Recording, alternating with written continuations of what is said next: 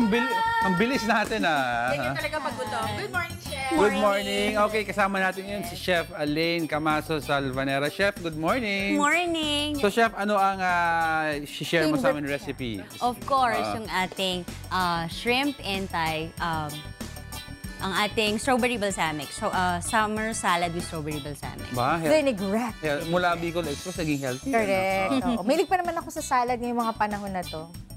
Talaga lang, Dahil summer. Plastic mo. Ingredients, Chef. Ingredients? Okay.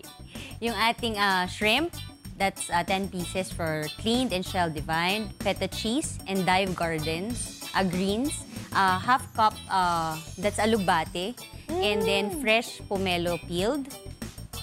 Okay. So, and then fresh strawberries, chopped and stemmed, olive oil, and then balsamic vinegar, and salt and pepper to taste. Yun. Alright. Bati pala yun. Sa gilid ng bahay namin meron yan. Sige, go, Chef. Paano ba to i-prepare? Okay. Yan, yung pagsasamahin mo natin lahat ng mga dressings natin. So, sa strawberry, balsamic, and of course, yung ating olive oil. So, lahat to sa blender lang? Blender lang natin siya lahat. Then, for about 2 minutes. So, depende kung anong gusto niyo. Kung medyo a little bit chunky pa ba? Or yung talagang smooth at dressing na style. Yan. And then after that, salt and pepper to taste. Okay. Salt and pepper to taste. Yep. Yan. Okay. So, at least yan. Masarap siya ngayon, lalo ngayong summer. Medyo cool siya, citrus Yes. It's yan. And then, yung ating, of course, yung ating shrimp. So, ipa-pan fry lang natin siya. If you have a griller, mas okay din siya. Para hindi na tayo wala ng mantika. Oo, wala na tayo maglagay ng mantika. Although, olive oil naman siya, so walang problema. Healthy pa rin for the fats. Okay. As per nga nung ating, kailangan din natin yan sa katawan.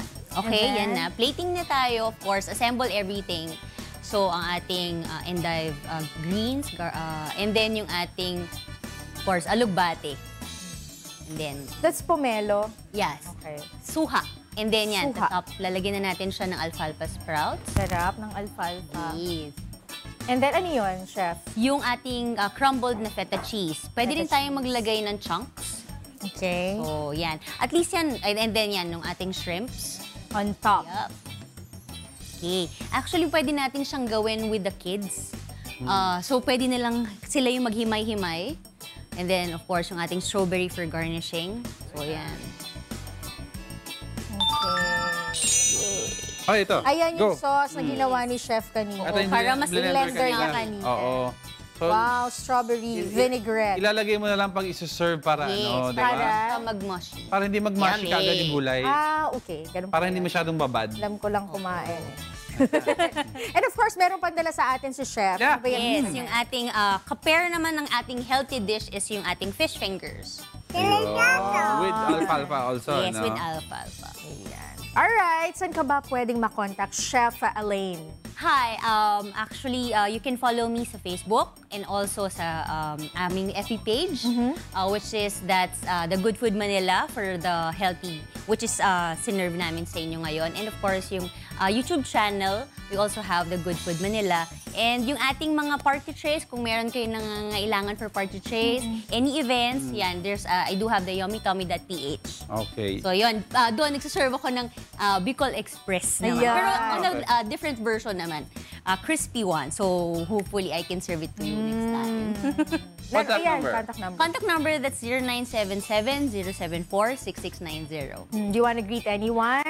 Yun. Hi to my mom and my dad, of course. Yun. Yes, after nito, swimming na tayo. Yun. Hiniram lang muna namin sandali. Bakasyon Kasi dun sa, ang tawag na to, reunion namin, ako din yung magluluto. So, yes, darating po ako.